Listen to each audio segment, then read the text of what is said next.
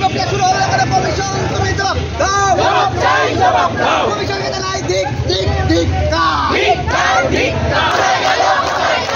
মিথ্যাবাদী শিক্ষামন্ত্রী সবচেয়ে বঞ্চিত তাই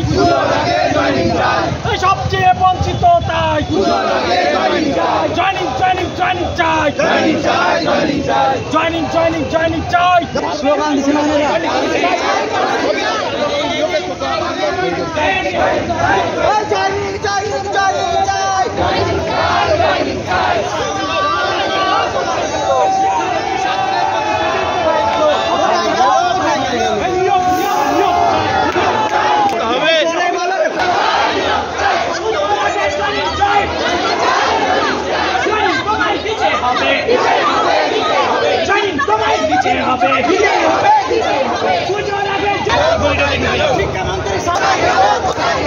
শিক্ষামন্ত্রী 7 দিনের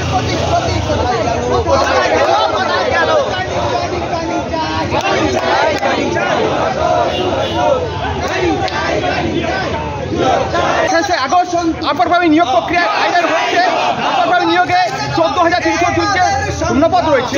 সেখানে 14,052 জন প্রার্থীকে চাকরি রেকমেন্ডেশন অ্যাপয়েন্টমেন্ট দিতে বলা হয়েছে।